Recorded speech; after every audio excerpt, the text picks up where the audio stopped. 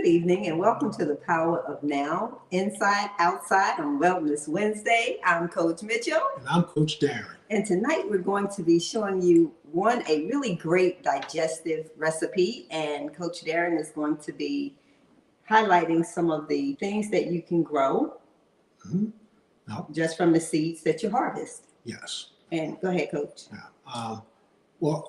Why don't you, actually, before we start, Coach Mitchell, I just want to, bring your attention to these two really works of art right here. What these are chocolate-covered strawberries that look like flowers. Now, you know what? Today, we were out and we saw someone, a young person, give flowers, I guess, to maybe their grandmother. And Mitchell said, "Oh, that's really nice. They're giving, flowers to their grandmother." And I said, "Yes." And I said, "You know what? It's nice that they're giving, them flowers while they're above ground." And I said, "I hope I get my flowers." Jokingly, I said, "I hope I get my flowers, before, they're put on my grave." And I said, "Actually, don't even put them on my grave because I won't have one, but that's another story." And I left it at that.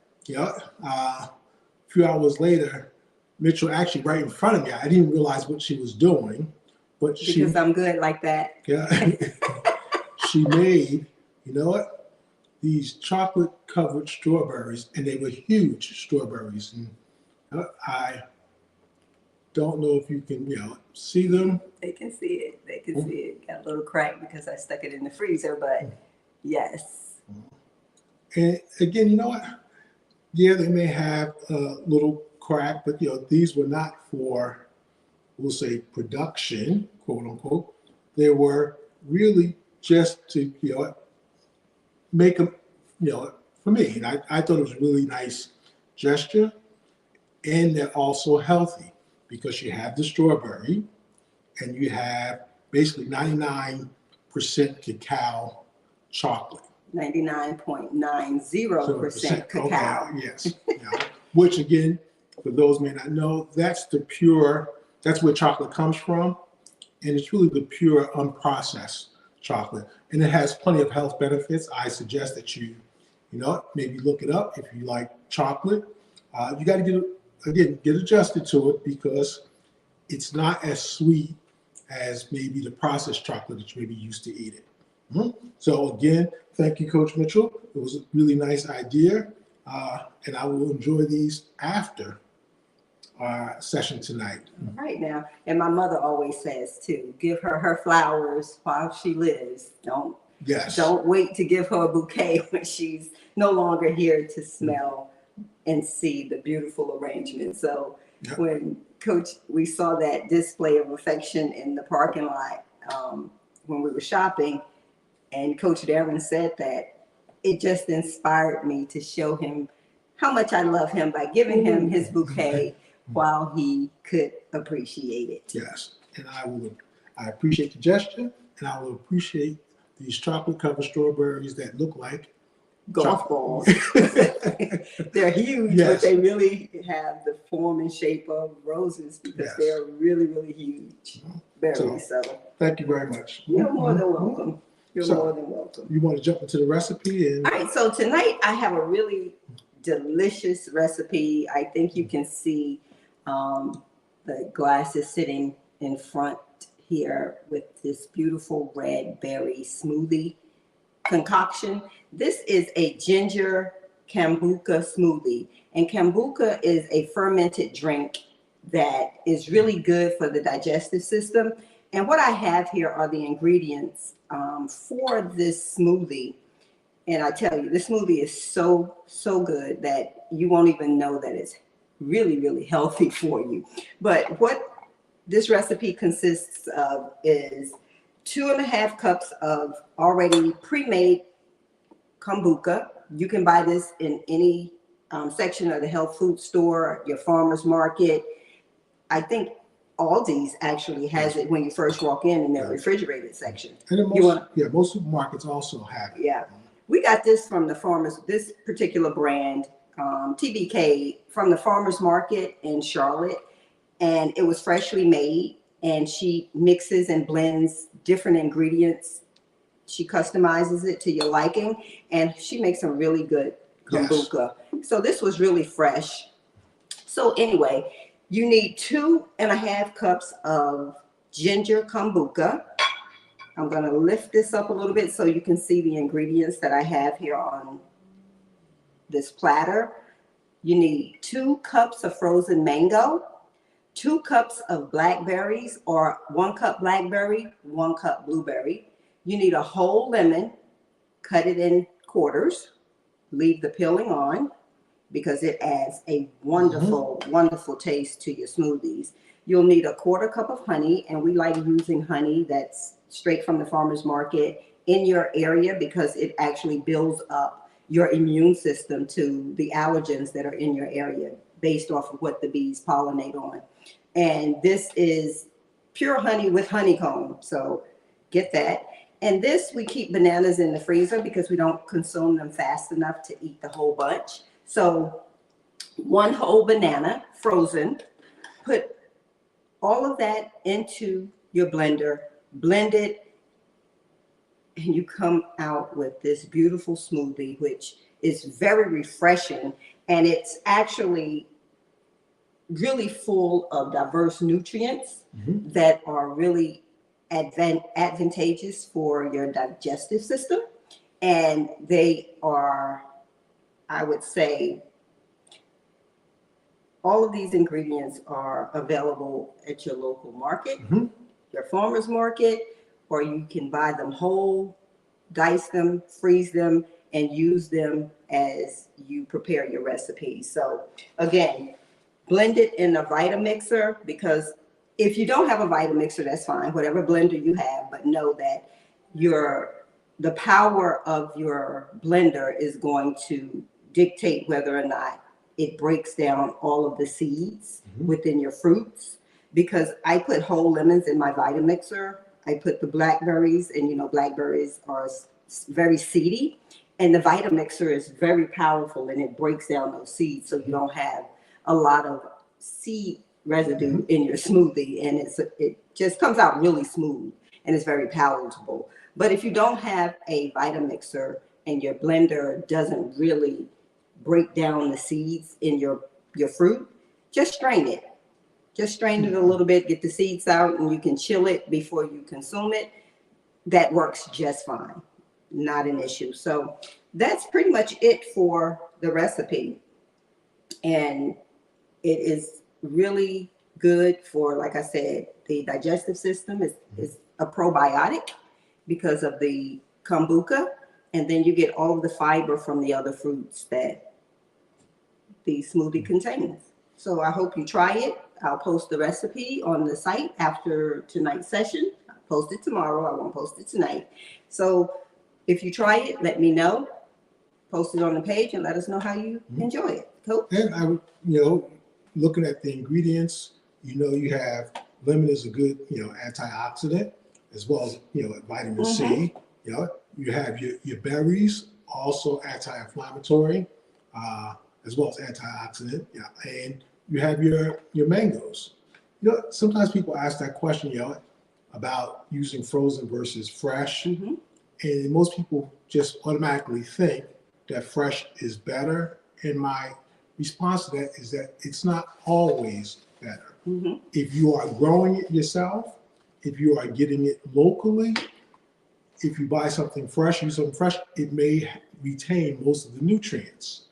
But if you're buying it out the supermarket, you have to factor in the time that the produce has been shipped from the farm through all of the steps of the supply chain, before it finally hits the shelf, and then the time it takes for you to buy it.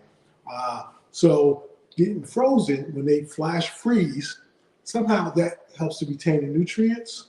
So you may get something more nutritious if you're using frozen. Right. So, and that's because it's, as soon as it's harvested, it's actually frozen, flash frozen, to capture all of the nutrients and preservatives that the fruit actually contains straight from harvest.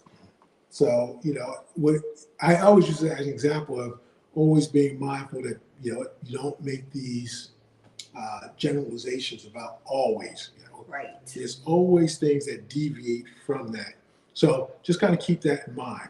The best option is to grow your own, which is a nice segue into our next session, or into my session. Right. Oh, and again, the kombucha, which is good about that, again, fermentation. You do want to include fermented foods into your diet, whether it's drinks or whether it's things like sauerkraut is what always comes up. So, just want to keep that in mind. Now, here we go about growing your own. We've been covering this over the last few sessions. Last week, I think we covered growing food from scratch. And I just want to say, between last week and this week, those potato plants that I had, started, they started really taking off. And then unfortunately got hit with a cold spell the other night, and it kind of knocked out the plants. Now I have to wait for them to come back, which they should. But I think that's a good place to pause, because it gives you insight on growing and what your plants can really handle as far as the temperature is concerned. But we get really excited when the sun is out and the temperature seems to, for a couple of days remain steady at, above 65. And you feel like, okay, we can go ahead and get started outside with that transition. But really, spring just started yesterday, and we really need to wait at least another 3 weeks before we actually start transitioning plants outside. So don't get gung-ho. Lesson learned. Keep your plants indoors for another couple of weeks so that they can remain healthy and survive once you transition to outside. Yes. And you might have heard me mention before that you want to look, Google, last frost date, and that's just a guide. And I knew when the last frost date was here, but I said, these are growing. I'm gonna put them outside, and I was actually putting them outside not to keep them there, but to put them out there so I could put them together and then kind of maintain them. And I knew the cold night was coming up, and I just forgot to bring them back inside. But it's gardener's enthusiasm. Yes. You get really enthusiastic about what's happening and what you're able to accomplish that you don't think about it sometimes. Right. So because like I said, the potato plants that got really large, and I was really preparing them to go into a pot. But anyway, like I said, it's like I won't say detour, but I did a little research, and the plants should come back. If not, they'll start growing new plants. Or he has 25 more ready to go. So. Yes, and probably if we look in the pantry, there's probably more. Have you some backups. Yes. Have you some backups. So here we go. Last week we talked about growing from scraps. Now today I just want to show you about, again, growing from seeds. And again, our objective are to do healthy things, and at the same time try to keep it economical and something that's accessible to just about anybody. And one of the ways of doing that, I've been saying this for a while, is you want to save your seeds. It's interesting when I hear, people talk about, we all grew up like with watermelon seeds. You eat the watermelon, what did you do? You spit the seeds out your mouth. Nobody ever really thought about saving them. Now we're in a period where people are really struggling looking for seeded watermelon. So if you get one, save your seeds. And here we want to start off with are actually lemon seeds. So again, I don't know if you can see those, but those are just seeds that are taken from a lemon that we consume. And we've gotten pretty much into a routine that we keep the seeds from almost everything. So those are the seeds. Now what you do, you want to germinate your seeds, and there's several ways of doing it. One is you could just put it in some soil and wait. The other way Oh, I forgot an important point. Actually, I'll wait till I get to watermelon seeds. All right. So what you want to do is, like I said, you can put it in. Some seeds have to be soaked if they have a hard shell. You want to soak them, or you can just take them and put them in some soil, and you know what? Just let nature do its thing. You water it. You put actually when you're waiting for them to germinate, you don't need any light. You put it in soil, and you can just let it sit. You water it occasionally, and it should germinate. Every seed has a different germination period. Some from 3 days, I think, all the way up to maybe like 7 days, not more. So you want to kind of research that. So you take your lemons, and what I do is I take a paper towel, wet the paper towel, roll the seeds in the paper towel. Now, how wet do you Okay. make the paper towel? Yeah. Is it saturated or is it just lightly watered? It's like you want to keep it moist. You don't Okay. want it extremely saturated. Now, like I said, what I do is other people also do option is you just lay it on a dry paper towel and just mist it several times. Okay. That's one of the recommendations. I tend to just take the paper towel and run it under the faucet a couple times to get it wet. Then place the seeds in the middle of the paper towel and then just roll it up and then fold it. Okay. Then I squeeze it to get the extra moisture, Okay. water out. Then what I do is I take that paper towel and I stick it in a Ziploc bag. Now, these Ziploc bags, what we do is we retain Ziploc bags that haven't been soiled or haven't been used for meat or any product like that.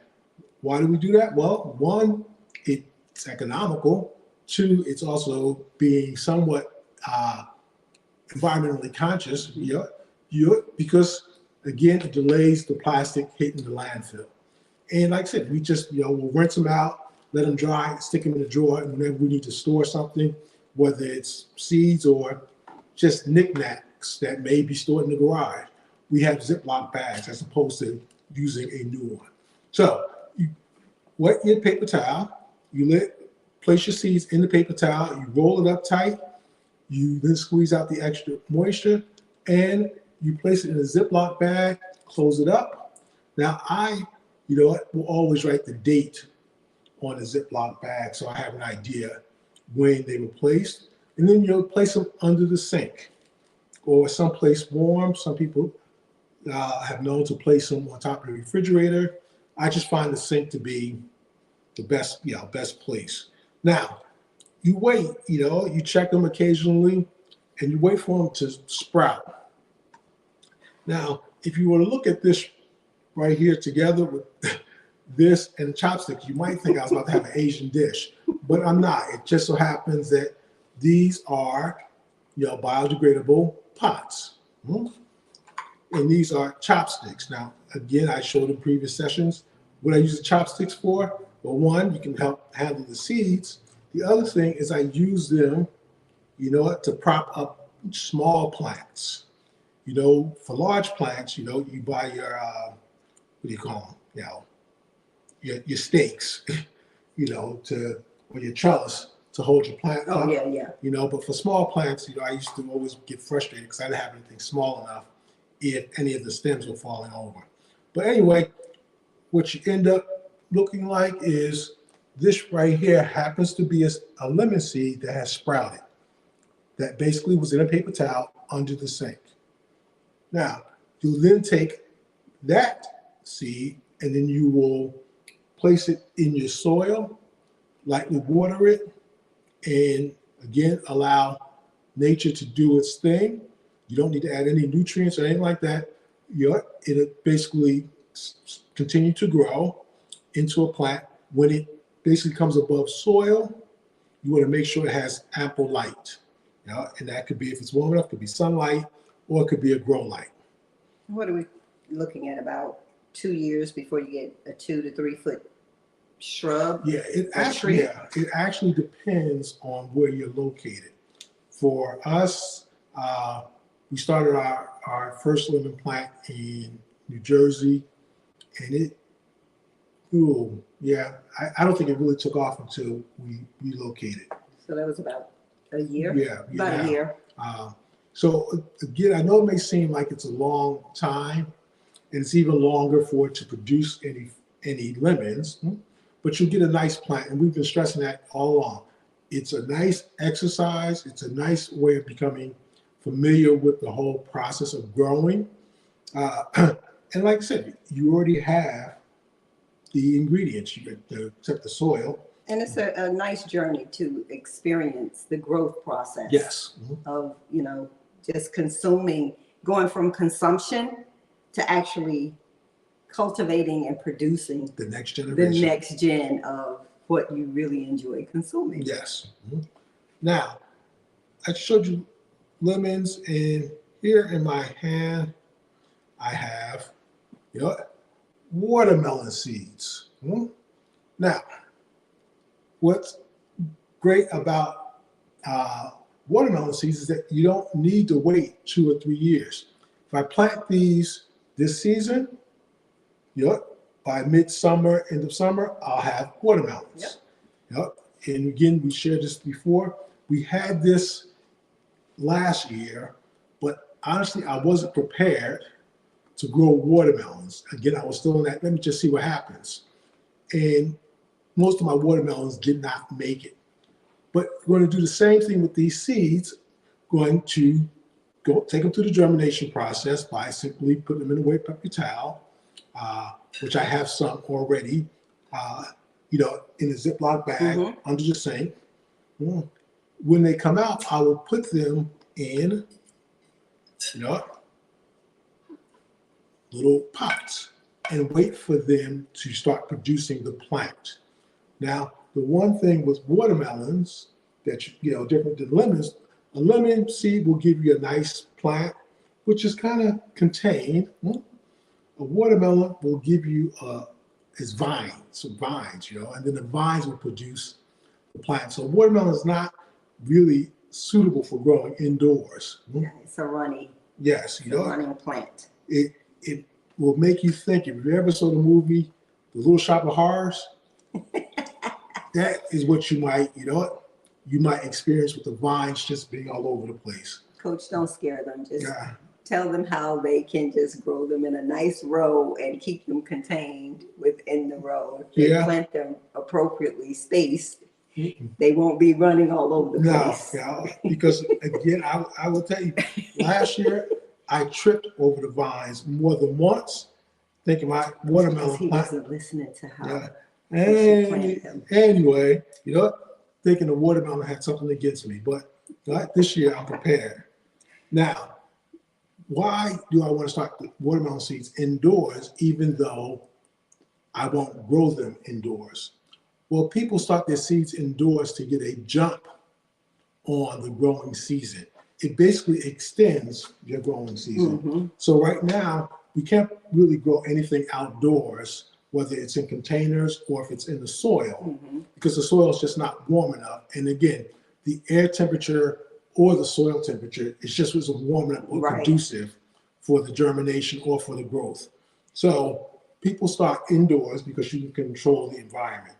And you can get a jump start of about anywhere between 4 to 8 weeks. And the same thing when I show you the peppers. So most people will start their seeds indoors, and then there are ways to control the environment.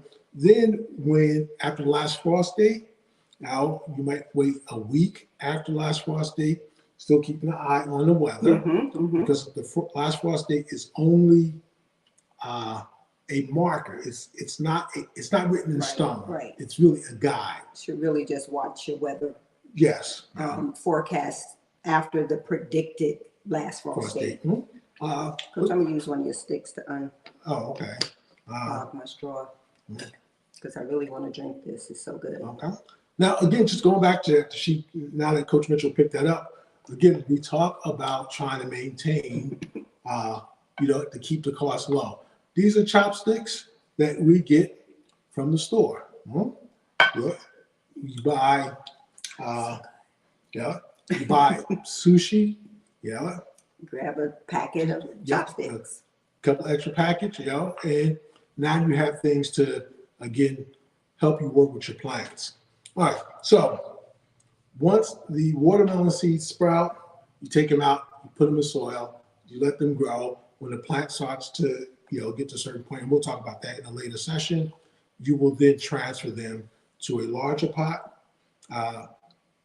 And some people may start them in pots smaller than this, but starting here, if it gets enough roots, you possibly just take it to either just take this and put this in the ground, or take this and put this in a larger pot. I don't remember the size pot I used last year, but it was a decent size. But I think I'm going to go larger this year. 5 gallon. That might have been last year. I think I'm going to, I think it might be 15. I'm not sure, but you want to get a large pot because, like I said, you want your watermelon roots to really grow. And like I said, it's going to become, vine. I just zoned out. I'm sorry, because this is so good. Okay. Go ahead. But we'll follow up. Right now, if you have access to a watermelon, if it's a seeded watermelon, save your seeds. We've been asking the question also is, like tonight's title, like what seeds are you planting? But at the same time is, are you planting any seeds? And if not, why? Because it's fairly simple to get started, but it does become very, I won't say complicated, more involved as you start to grow more and, you get involved with the soil. But all right, with that being said, this last seed is pepper seeds. And you might not be able to see them because they're really small. With these, I would not put them under the sink to wait for them to germinate. I put these directly in soil. And because they're so small, you don't really need to really push them down the soil. You can just lay them on top of the soil and then sprinkle a little more soil on the soil. And these will germinate in about, I think, 7 to 10 days. And it may slightly vary for different types of peppers. So again, we covered 3 seeds, everything from the lemon, watermelon, peppers. All right. The peppers will grow relatively quickly compared to the watermelon. And the watermelon grows fairly quickly compared to the lemon. Lemon is not absolutely guaranteed that it will produce any fruit. Watermelon, again, will produce fruit. Whether it grows to maturity depends on how you take care of it and where you're located. It requires a lot more effort because you either got to stretch the vines out for it to grow on the ground or create trellises so it hangs. Like I said, it becomes a little more complicated, but it's doable. And then peppers, you can grow those indoors if you have ample sunlight. And like I said, as we move more into the season, I will cover more tips on how to do this. I really highly suggest and really get yourself involved. Start learning how to grow your own food for multiple reasons. And I think that's pretty much it. We talked about the chocolate, strawberries, several seeds. The chocolate covered flour. Yes. Strawberries. And if you have any questions, always feel to just reach out to us. For me as a gardener, I'm still learning, so I'm always open to, again, any suggestions, any questions, any comments, please reach out to us. You want to explain Oh, okay. what this is blowing in my face across the screen?